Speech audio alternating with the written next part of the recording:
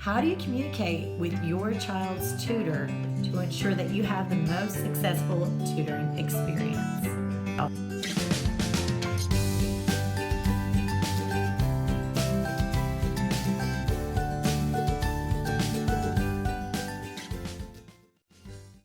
Hi, I'm Rebecca with the Parent Teacher Bridge, where you can find the ideas and resources you need to empower you to be your child's most influential teacher. Now, if you did not get to watch the first video, it's all about where you can actually find tutors for children, and I will leave a link to that video in the description below.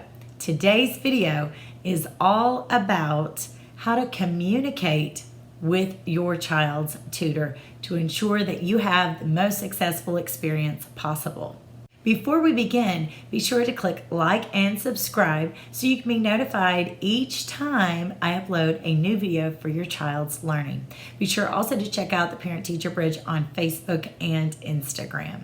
So let's get into it. The first thing you can do with your child's tutor to increase the chances that you're going to have great communication is to lay out clear goals. Let that tutor know why you are coming. Is it to improve your child's grades? Is it to fill in certain gaps of learning? Is it to give your child something to do over the summer? Is it to challenge your child? You need to have clear goals on what you want to get out of that. So it kind of helps the tutor to stay focused and you to stay focused on how you're doing with those goals.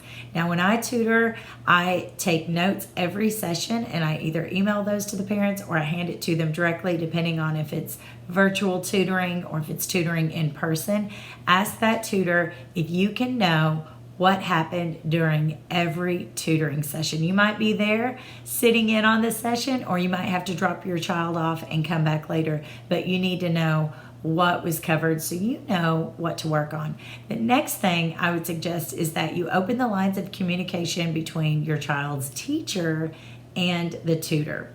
So if your child is enrolled in a public school or a private school, you're going to want to open up those lines of communication with the tutor and the teacher so that the three of you, parent, teacher, tutor, can share emails on just things that is noticed during a tutoring session or things that's noticed during the school day that maybe a teacher doesn't have time to stop and deal with to the depth that it needs dealt with, but a tutor can follow up and cover whatever it is that the child is misunderstanding.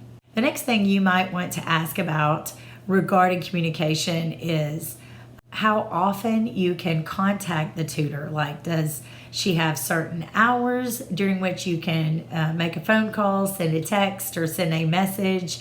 One of the things that my upper level tutoring students have done in the past is send me a screenshot. Maybe they're studying for a test and it's not the day of the week that we have tutoring. I don't mind helping them with a couple of math problems.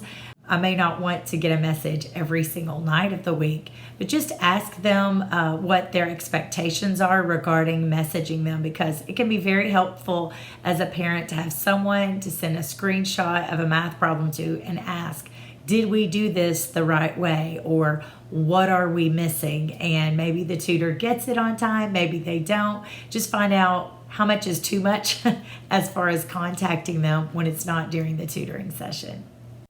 And the last thing regarding communication with your child's tutor is to file away any notes that you have, any messages from the tutor, any emails from the tutor, so that you can have it in a file and take with you whenever you have a parent-teacher conference. Maybe you're really blessed and that tutor is willing to attend a parent-teacher conference with you. But if not, whether you have a regular conference or a special IEP meeting for a child's individualized education plan, if they're in the special ed program, having these notes to share with the team or to share with the teacher about things that the tutor is noticing can be very helpful and empower you as the parent as well.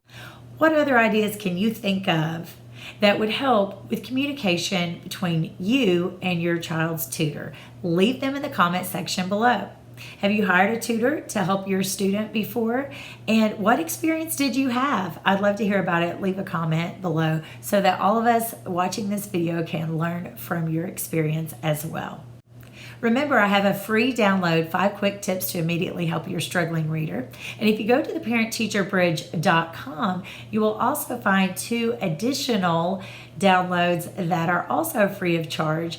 One of them is all about learning the multiplication facts. And I know there's plenty of you parents out there who may struggle with your child on learning the multiplication facts. And the third free download you're going to want to check out at theparentteacherbridge.com, and that is a free download for parents guiding them through the homeschooling process. There's a lot of parents that have decided to homeschool since 2021, and this is just a free guide for you to lead you through the process of, how do I choose curriculum and what questions can I be asking, what resources are there that's out there. You'll find all of that at theparentteacherbridge.com. Remember, parents, you are your child's most influential teacher.